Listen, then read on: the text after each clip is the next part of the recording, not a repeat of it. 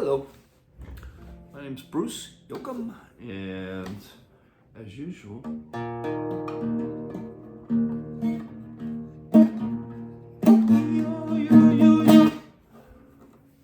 yeah, we got a really messed up world. I don't want to keep being negative, but it's depressing me. That's why I'm doing these videos. It's mostly a self video. Probably nobody will ever watch it. That's fine. Just trying to gather my thoughts. And the reason I do it is because, I think I'm going to just take my thoughts because my thoughts are a creation of, coming from somewhere. I kind of believe, like Albert Einstein believes, which is in Spinoza's God, is what he said. And that's basically, I think it's a Dutch thinker from maybe the 1500s or 1600s. And yeah, I should explore him a little. It's kind of interesting. His take on the world is sort of similar to my take on the world. As far as like, when I see it, it's like, oh, yeah, believe that. Because I think it's important to believe in reality of things and like, rather than some fantasy about, some person and deity in the sky or however. I mean, just God makes no sense, all right? Allah makes no sense. The world there's way more to the universe than meets the eye for sure, and consciousness especially is something that you got to kind of like think about. Like where's my next thought coming from? You know what I mean? It's kind of like pretty profound thought when you really think about it, because something's going on in here, and my experience is there's something going out there as well. Okay, there's something mysterious. Is it in my face all the time? Thank God not. I'm not going to thank God, because there's no such thing. Spinoza's God. And because his God wasn't God in the sort of Christian sort of belief system. No, his is much more scientific and had tremendous bearing actually on lots of things. Democracy, for example, is sort of end result of Spinoza. The great thinkers ever, if not, I mean, way up the list of great thinkers. I mean, if Albert Einstein's, belief system is based on this guy, you can bet it's probably, something to it, right?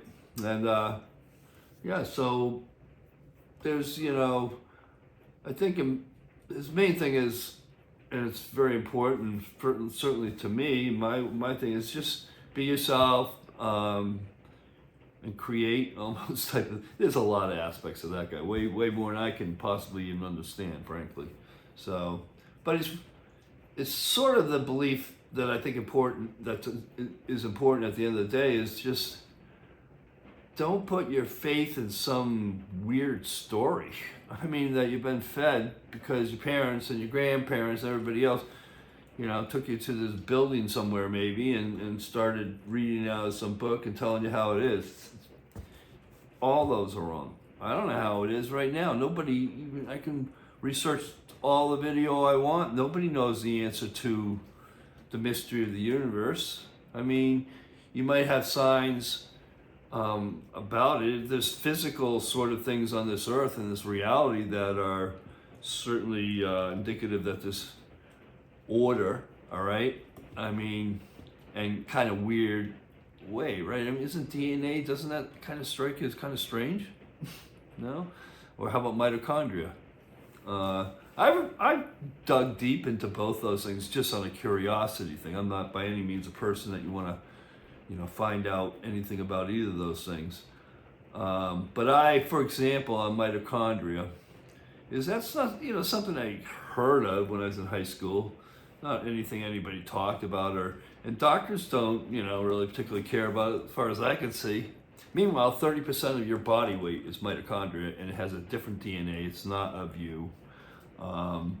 So it's a foreign organism that's within your cells, and it's passed down from your mother. That's why they have mitochondrial DNA as a sort of forensic thing when you're trying to prove somebody guilty of something. If you happen to catch some DNA on somebody, you do it through your DNA, or you can do it through mitochondrial DNA, which is foreign organisms' DNA that's residing in your body, and that DNA is actually, much smaller chain than, say, human DNA.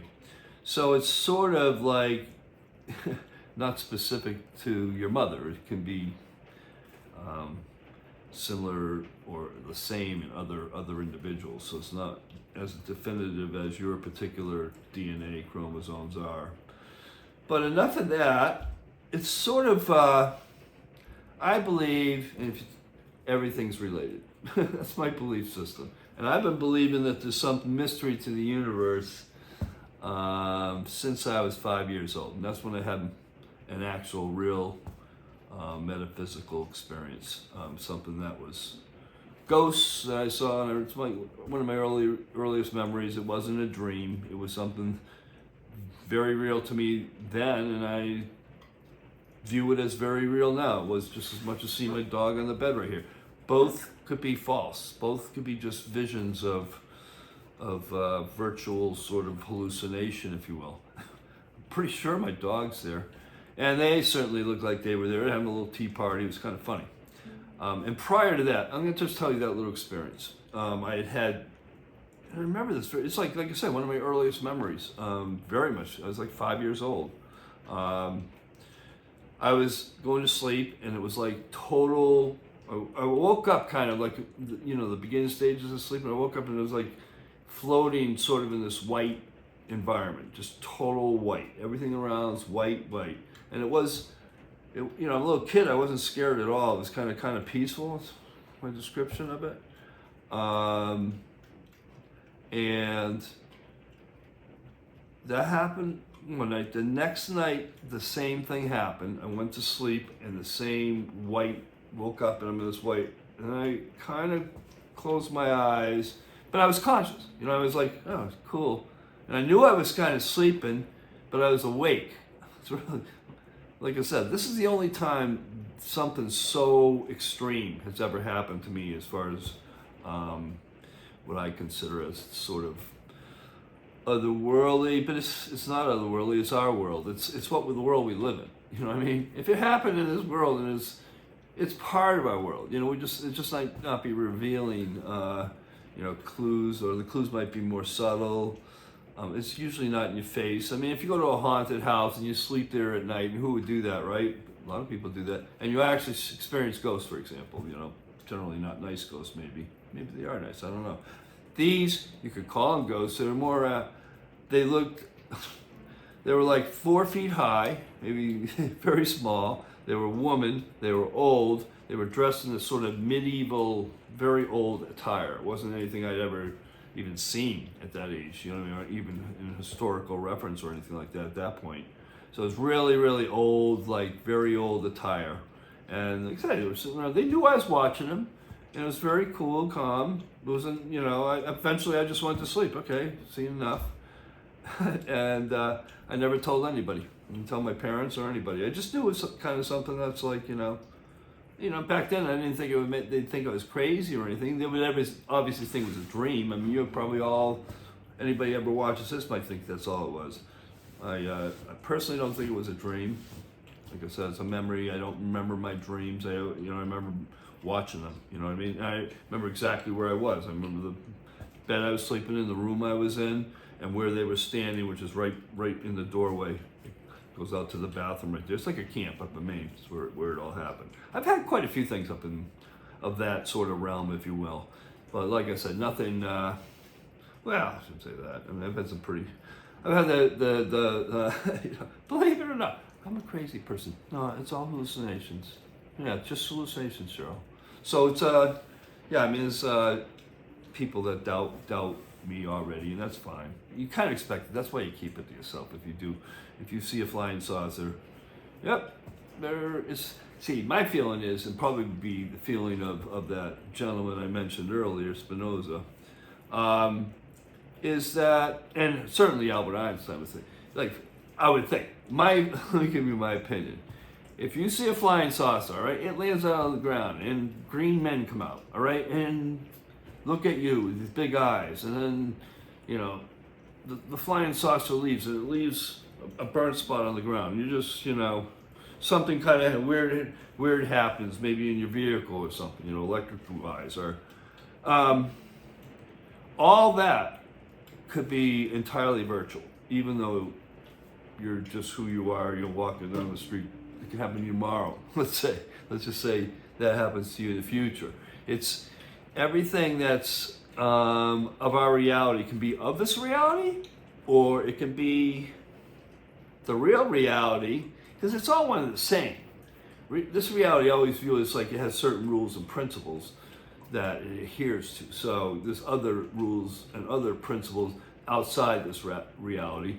The other reality, we're within that reality rather than the other way around. You know what I mean?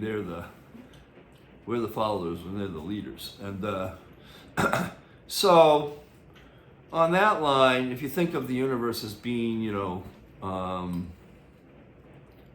glorious, I guess, I don't know. It's there, it's watching your every move. You know how you have our government watching our every move, spying us everywhere we go. This is kind of the same way, but it's of us. You know what I mean? Like, there's no hiding anything from that world, if you will. And I view it, or the potential, because I have no clue. I'm not going to write a book about, this is how it is. So any book that tells you that, how it is, just, throw it all with all the other fiction that's being written. So, yeah. So this higher intelligence is there in the background at all times. And when I'm sort of, my thought process, and this has been for 50 years anyways, because when I was about 20, that's when some sort of stuff happened to me where it just sort of, people look at it like I went crazy. What happened was I realized what I'm talking about is really real. I mean, there's some stuff like, oh, really? So, I mean, yeah, and I just kind of, to demonstrate, my belief, if you will, I kind of more or less didn't wander, but because I even had a car that I drove around, went up to Maine. I was living in Boston at the time, and just a lot of incredibly weird stuff happened. At the end of the day, that's when I picked up a guitar. I was like 20, so it's never too late to start. So, yeah, I mean, I believe that this instrument, as well as all musical instruments, are sort of a way to sort of connect with that if you go at it sort of from a creative sort of way, as opposed to going to, learn somebody else's songs, for example, or just theory. I'm not very good at any of that, okay? I've been playing a long time. I always came from an angle, I just want to play along with the song on the radio when it started, and so that's how I learned. I didn't know any chords, any notes really. I knew how to tune a guitar, so I knew that was important. And I knew even the basic chords. I knew some of them, but that's not how I approach music. Even now, now at least I know that's a C, right? C, A minor. So I know these chords now, but I didn't even, maybe 10 years ago. I played them, but I didn't know the names of them particularly. Well, the C, yeah, maybe the basic chords I knew a few, but it's not how when I go to play, it's not like, oh, I'm going to play a C. I'm trying to describe how my brain works, because everybody's brain works differently. Mine now, because I've actually decided, I actually started playing with somebody who knew what he was doing and realized that I knew nothing, but I was halfway decent. So he taught me, taught me a lot, and then told me to go on Ultimate Guitar. So if you're a guitarist, you all probably know about Ultimate Guitar. It's a great learning device for anybody. Well, if you want to play cover songs, they're all there, or a lot of them there anyways. And it's in tabular form, and called tabs. So it's not notation, it's sort of has the C, and you can even click on it. It says what the chords are, how to finger them and stuff. So I have little dots. But so music for me has been just a hobby something that, from that period of time, and really it was sort of, I don't like to use the term spiritual, so I'll use that idea, which metaphysical, which I don't like either. There's no word that I particularly care for. The beyond, the sort of entity that's out there, and it's not an entity's terrible, because it's not an entity. It's part of our world. It's just part of matter. It's part of everything. It's the everything, and we're part of that everything. It's not even like a separate thing. It's all big, single. I'm trying to describe it because I have no idea, but it's definitely forces out there, and death. Death, in my opinion, is not a permanent condition. I mean, I think that, and again, the possibilities are there. So if I'm telling you my thoughts, but there's no evidence, I could die, and that's it. It's all over. There's certainly a lot of stuff out going on our planet that says there's no benevolent God, because there wouldn't be shit going down that's going down right now in this world, and it's been going down forever. Humans are pretty violent species, that's for sure, and it hasn't gotten any better, right? I mean, we're just as bad, if not worse, nowadays, and the potential is much more serious nowadays with nuclear, bombs and what have you. Yeah, we're it's not looking good, and it always comes back now to America. They basically have forced their will on the world and are very good at strategically taking over countries that are less powerful, and we've been using techniques that are really terrible. I mean, we've really ruined countries in our quest to seize their minerals and what have you, and product, whatever they have that we can steal, basically. I mean, or pay them small sums of money for and resell it at much higher sums. Yeah, there's nothing good I can say about this country, because I always believed that we were the, saviors of the world, and everybody should follow our example. We're so nice and so moral, which is exactly the opposite. We just today, November 21st, I think still, it's been a long day, just gave, Congress just approved more humongous military, I don't know the amount, I know it's $30 billion they were looking for, in military aid to Israel. All right, and all that's doing is dropping bombs on babies' heads. And you ought to take some, if you want to be on board with my anger, just look at 5 seconds of videos of those kids.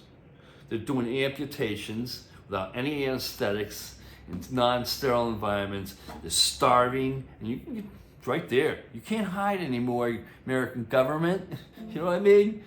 This is you. This is my government is doing this. Yeah, with Netanyahu as the friggin' hit guy, but they're, the Israeli lobby is so, like, it might as well be the American government, because they're Siamese twins. We're not American. We're Israeli American, and doing the right thing is the wrong thing. Both these governments. It's disgusting. My country disgusts me. And that's why I'm doing this video, or videos. And even my music, I'm an original songwriter. I don't play covers too much or at all. And I just make up songs. I don't even listen to music that much. It's kind of weird. Me and music are kind of a weird relationship. So, but I've written tons of songs and never published any, and probably 3 people in the world have heard them maybe.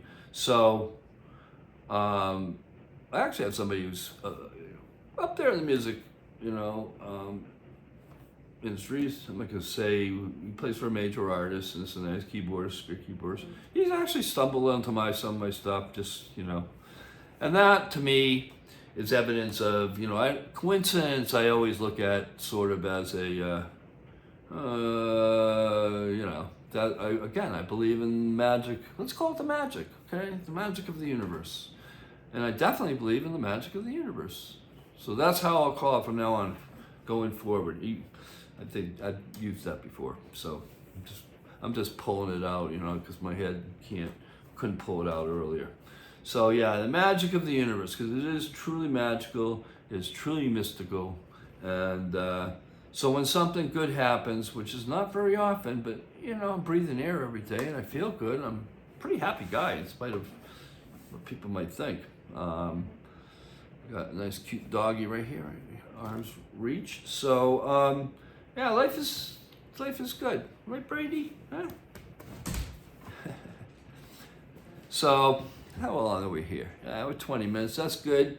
I'll try to finish up, because these are not like formal videos at all. I mean, like I said, Georgie boy here. I decided, because it was so. I spent a lot of time and energy on this, sort of title page and episode number. I hope you're impressed. Like I said, I call it Worcester, which is like Boston town, nearby town. So, which stands for wake up and smell the roses now. So, yeah, that's my series. We'll call it a day, and probably might even do another one tonight. All right, I'll enjoy it. Bye.